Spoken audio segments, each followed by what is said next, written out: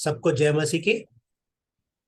मुझे बड़ी खुशी है कि मैं आपसे व्यक्तिगत रूप से प्रभु के वचन को आज मैं आपके साथ बांट सकता हूँ।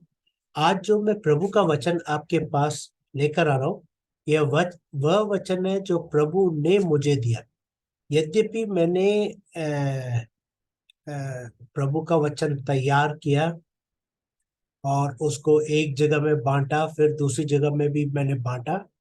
फिर जब इस सभा के लिए इतवार को प्रभु का वचन बांटना है, इसलिए मैंने प्रभु से प्रार्थना किया, तो प्रभु ने मुझे एक नया वचन दिया। उस वचन को मैं आपके साथ बांटना चाहता हूँ। मेरे साथ खोलिए इब्रानी उसका 12वां अध्याय, उसका 14 और 15 पढ़िए। इब्रूज चैप्टर 12 वर्स 14-15। सबसे मेल मिलाप रखो और उस पवित्रता की खोजी हो जिसके बिना कोई प्रभु को कदापि ना देखेगा।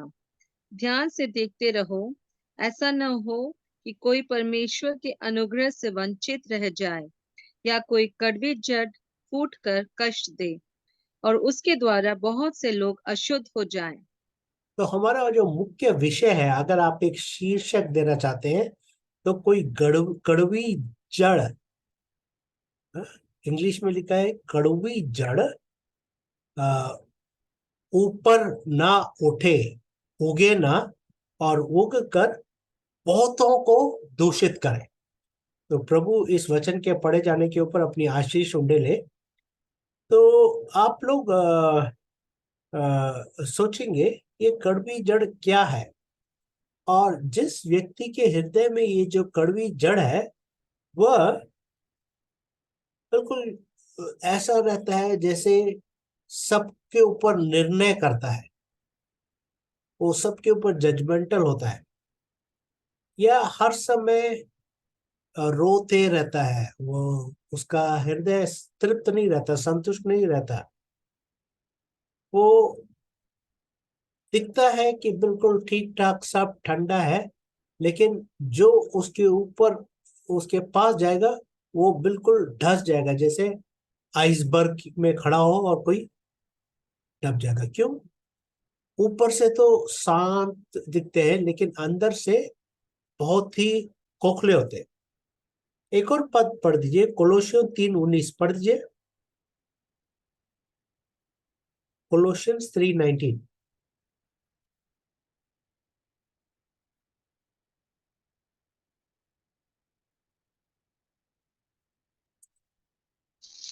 कोलोसियन 3:19।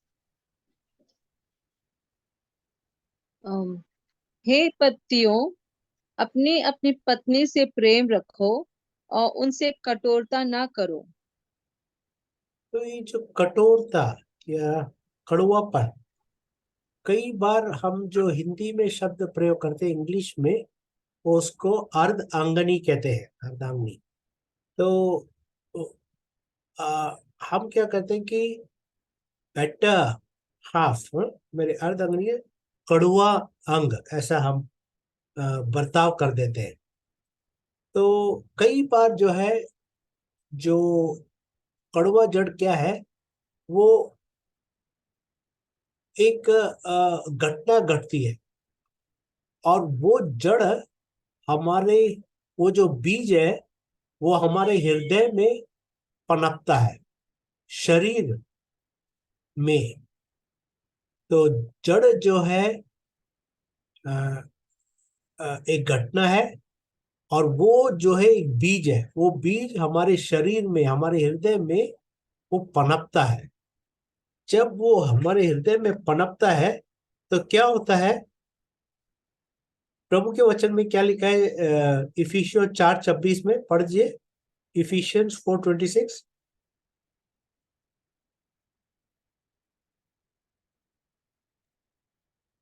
क्रोध तो करो पर पाप मत करो। सूर्य अस्त होने तक तुम्हारा क्रोध ना रहे 27। और ना शैतान को अवसर दो। तो शैतान को अवसर देने का मतलब ये है कि इसको जड़ पकड़ने मत दो अपने हृदय में।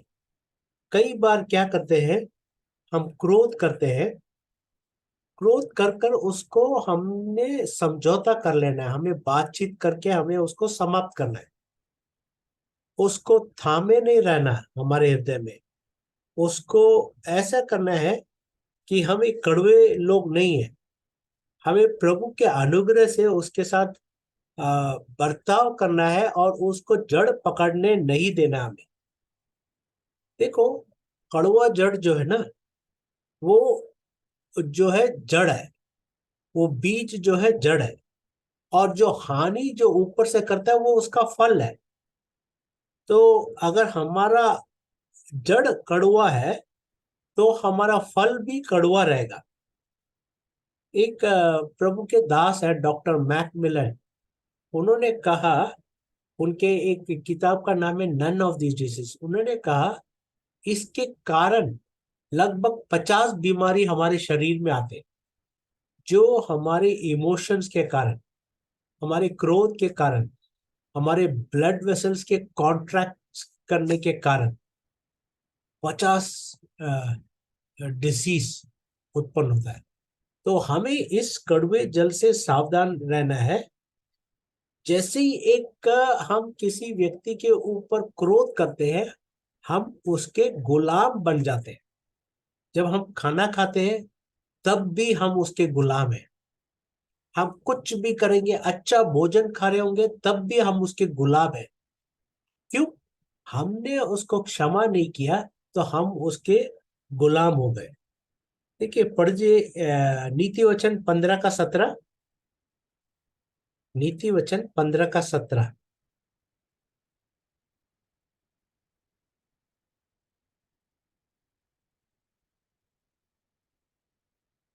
प्रोवर्ब 15:17।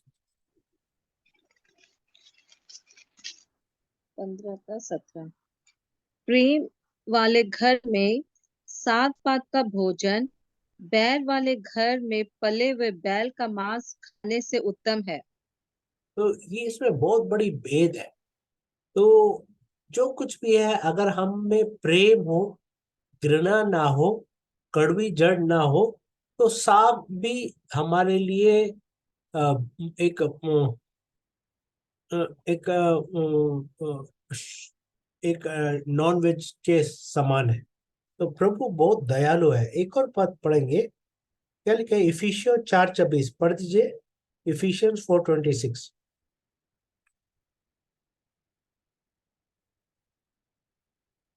इफिशियंस 4:26। इफिसियंस। 4:26। क्रोध तो करो, क्रोध तो करो, पर पाप मत करो। सूर्य अस्त होने तक तुम्हारा क्रोध ना रहे, टिल 32। और ना शैतान को अवसर दो। चोरी करने वाला फिर चोरी ना करे, वरन भले काम करने में अपने हाथों से परिश्रम करे, इसलिए कि जिसे प्रयोजन हो उसे देने को उसके पास कुछ हो। कोई गंदी बात तुम्हारे मुंह से ना निकले, पर आवश्यकता के अनुसार वही निकले जो उन्नति के लिए उत्तम हो, ताकि उससे सुनने वालों पर अनुग्रह हो। परमेश्वर के पवित्र आत्मा को शोकित मत करो, जिससे तुम पर छुटकारे के दिन के लिए छाप दी गई है। 31। सब प्रकार की कड़वाहट और प्रकोप और क्रोध और कलह और निंदा सब बैरभाव समेत तुमसे दूर की जाए। एक दूसरे पर कृपालु और बस। करुणामय हो, और थैंक यू। जैसे परमेश्वर। Thank you. अभी सबसे पहले हमने देखा, ये जो बीज है, कड़वाहट का बीज एक घटना है। और एक बीज को बढ़ने के लिए, उसमें अंकुर आने के लिए क्या चाहिए उसको? उसको दो चीज चाहिए। एक तो उसको चाहिए सॉइल, मट्टी, और वो मट्टी हमारा हृदय है। जब हमारे हृदय में वो कड़वाहट बना रहता है, वो जड़, जड़ क्या होता है? सबसे पहले उसमें क्या होता है? अ, जो वो कड़वाहट पे बदल जाता है, वो बीज जिसको हमने माफ नहीं किया वो पड़ा रहा और वो उसमें कड़वाहट हो गया। कड़वाहट क्या होता है? फिर उसके बाद wrath. Wrath, what is in Hindi? Wrath, bitterness. 31 का क्रोध तो करो, पर पाप मत करो। 31 थर्टी 31 Ephesians 4:31। प्रकोप और प्रकोप प्रकोप। और प्रकोप क्या है? प्रकोप और क्रोध। प्रकोप क्या होता है कि हमारे अंदर कड़वा बीज है और वो उसको हमने समझौता नहीं किया, तो वो धुआं धुआं देते रहा, धुआं दे। जैसे ही कोई अवसर मिला, क्रोध आया, तो बिल्कुल आग की तरह उबल उठता है। हाँ? फिर उसके बाद क्या होता है? क्लैमर। क्लैमर जो है क्या है? वो चिल्ला चिल्ला कर बोलते हैं ना, जब हम चिल्ला चिल्ला कर कलह गुस्से कलह। में कला कला बोलते हैं ना, तब कई बार क्या होता है, जब मुंह खोलकर कुछ बोलते हैं, शैतान भी आकर कुछ और फुसलाता है बोलने के लिए। वो क्या है? यद्यपि हम कहेंगे अरे मैं तो ऐसे क्रोध में बोल दिया, लेकिन उस टाइम जब आपने बोल दिया, उसने हानि कर दिया। फिर बुरी बातें, फिर उसके बाद क्या है? उसमें बदल जाता है कि मैं कुछ हानि करूं। हानि खुद के लिए और हानि बहुतरों के लिए। देखिए जो हमने पढ़ा इब्रानी 12:14 का, lest any root of bitterness spring up, cause trouble, and by this many become defiled. बहुत सारे उससे दूषित हो जाएंगे। तो क्या होता है, जो आपके अंदर कड़वाहट है, वो वो क्रोध में बदल गया, फिर उसके बाद क्लैमर में बदल गया, फिर ईविल स्पीकिंग, फिर उसके बाद निंदा में आप दूसरों की हानि करने के लिए आप तैयार हो गए। तो कितनी दुष्टता की बात है कि जो आप बुरा किसी के लिए करते हैं, बुरा अपने आप में करते हैं, वो कहाँ तक जाता है? वो आत्महत्या तक जाता है, वो घात करने तक जाता है। इसीलिए प्रभु का वचन कहता है क्रोध करो, लेकिन सूरज ढलने से पहले समझौता कर लो। फिर देखो क्या लिखा है। हमारा जो जीभ है ना, वो एक आग के समान है। ठीक है। The tongue is a fire, a world of evil. पढ़ दीजिए इसको। द टंग इज ऑल्सो, ये याकूब में लिखा है, याकूब 3:5 पढ़ दीजिए। Tongue is also a fire, a world of evil among the parts of the body. It corrupts the whole person, sets the whole course life on fire.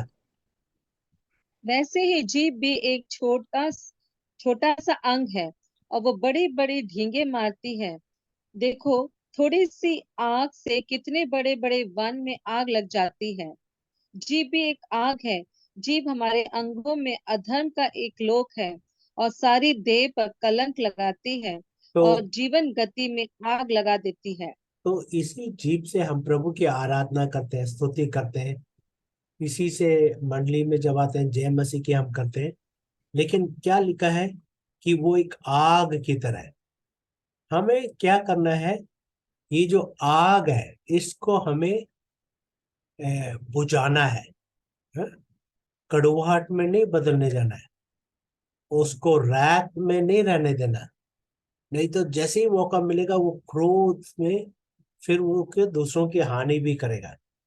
तो अब हमने पहले जड़ देख लिया कैसे उत्पन्न होता है, हमने ये भी देख लिया कि कितना नाश करता है। अब हम प्रभु के वचन से देखेंगे कि कैसे हम इसको निकाल सकते हैं हमारे जीवन से। मेरे साथ पढ़िए भजन संहिता 139, उसका 23 और 24 पढ़िए। Psalms 139 verse 23 and 24। हे परमेश्वर, मुझे जांच कर जान ले, मुझे परख कर मेरी चिंताओं को जान ले, और देख कि मुझ में कोई बुरी चाल है कि नहीं, और अनंत के मार्ग में मेरी अगुवाई कर। तो ये जो प्रार्थना है, हम में से सबको करना है। भजन संहिता का लिखने वाला ने उसने ये भजन लिखी है, हे प्रभु तू मुझको जांच कर जाने। ये हमारी प्रतिदिन की प्रार्थना होनी चाहिए, क्योंकि प्रभु ही हमको दिखा सकता है। अगर हम अपने आप जान भी लाए ना, हम मानेंगे नहीं। अगर हम मानेंगे नहीं तो कैसे हम उसको अपने जीवन से निकाल सकते हैं? प्रभु जब दिखाएगा तो जरूर कायल करेगा और हमको धोकर शुद्ध और पवित्र करेगा। ठीक है, हम अपने आप को कह सकते हैं मुझ में कोई गुनाह नहीं है, मुझे प्रभु ने क्षमा कर दिया, मैं बिल्कुल ठीक ठाक हूँ। ये पद पढ़िए, भजन सॉरी यिर्मयाह 17 का 9। जेरेमिया 17:9।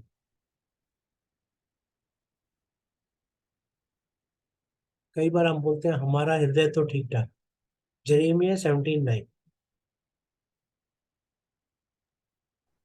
मन तो सब वस्तुओं से अधिक धोखा देने वाला होता है, उसमें असाध्य रोग लगा है, उसका भेद कौन समझ सकता है?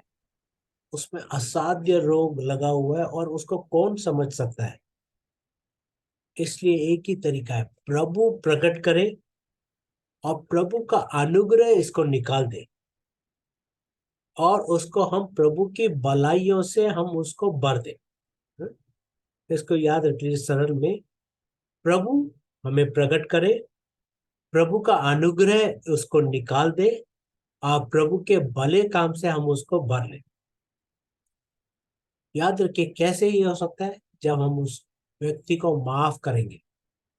माफ करना बहुत ही कीमती है, बहुत ही कठिन है, लेकिन माफ करना जरूरी है।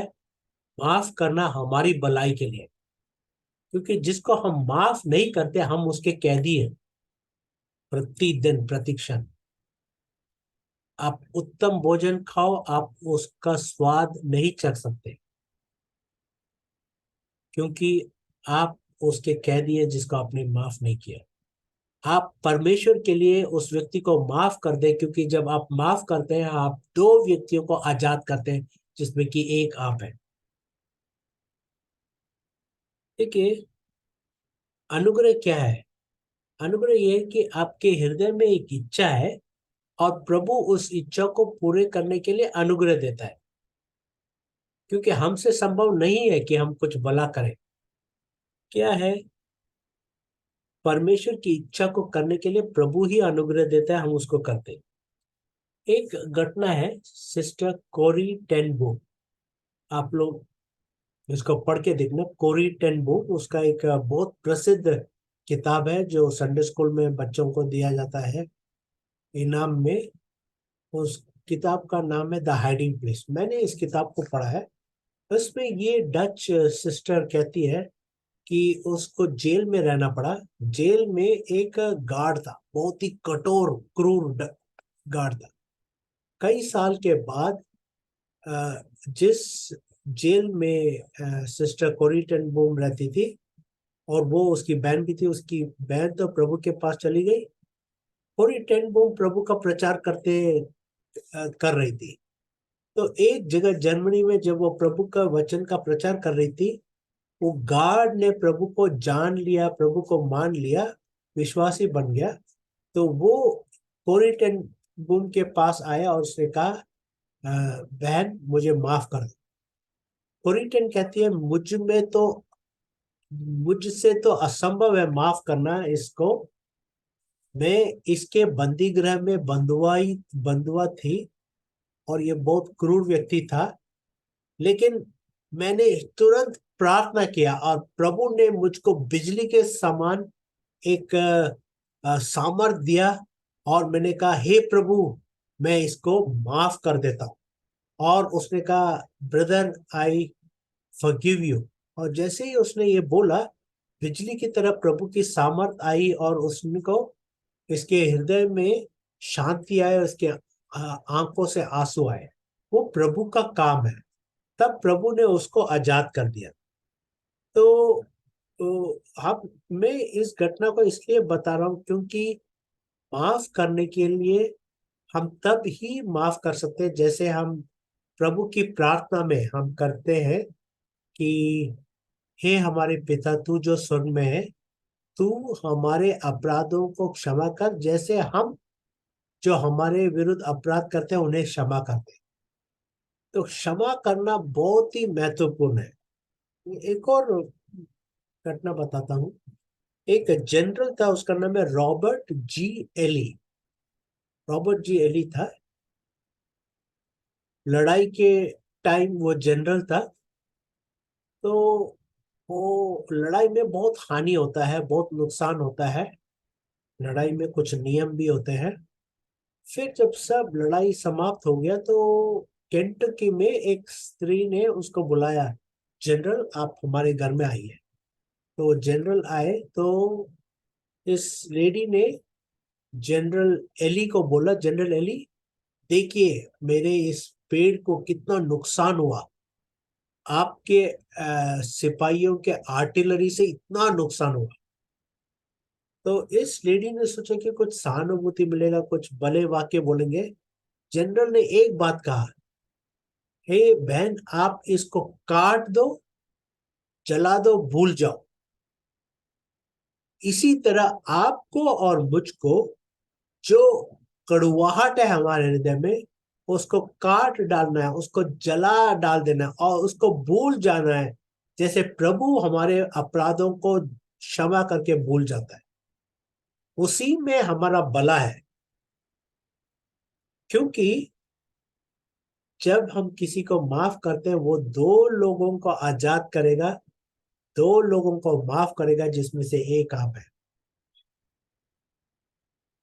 आप हमारे मसीही समाज में अगर 2023 में कोई भी बेदारी नहीं आती, बेदारी के बारिश की बूंदे भी नहीं टपकती, वो केवल इसलिए है क्योंकि विश्वासियों में कड़वी जड़ बनी हुई है। ये कड़वी जड़ परमेश्वर के सामर्थ को नाश कर देती है हमने। इसलिए हम कुछ भी कर लें, सुसमाचार कर लें, ओपन एयर कर लें, प्रार्थना सभा कर लें, बाइबल स्टडी कर लें, जब तक वो कड़वी जड़ नहीं निकलती प्रभु की सामर्थ हमारे हृदय में काम नहीं कर सकता। कड़वी जड़ प्रभु के सामर्थ को हमारे जीवन में काम करने से रोकता है। और आज के समय में बहुत कार्यक्रम होता है, लेकिन हमारा असर कुछ भी नहीं होता है समाज में। मैं एक उदाहरण बताना चाहता हूँ। हमारे देश में हमने कुछ लोगों को देखे, कुछ लोग उसको स्मरण करते हैं। एक है साधु सुंदर सिंह। साधु सुंदर सिंह चर्च मिशन सोसाइटी के टीचर्स के द्वारा उनको प्रभु का उनको प्रभु का संदेश मिला। वो एक दिन तमिलनाडु गए, साधु सुंदर सिंह। और साधु सुंदर सिंह का प्रभाव इतना अधिक था कि उन्होंने, उनके रहने के कारण वहां पर बहुत सारे तमिल बोलने लोगों को प्रभाव हुआ। और उन्होंने अपने बच्चों के नाम जो है रख लिया, साधु सुंदर सिंह, प्रभु सिंह, माइकल सुंदर सिंह, राजा सिंह। वो लोग भाई बक्सिंग नाम रख रहे। क्यों? उनके हृदय में कड़वी जड़ नहीं था और प्रभु ने उनका प्रयोग किया। आपको और मुझको अगर अगर प्रभु ने प्रयोग करना है तो इस कड़वी जड़ को निकालना है, तब बेदारी आएगी। मेरठ में, गुड़गांव में, दिल्ली में, हरियाणा में, बल्लभगढ़ में अगर बेदारी आना है तो हमें प्रभु का जो वो कड़वी प्रभु का जो ये आज्ञा है, इब्रानी 12:14, तो हमें कड़वी जड़ को निकालना है हमसे। प्रभु इस वचन के मनन के ऊपर अपनी आशीष को ले। सबको जय मसीह की। जय मसीह।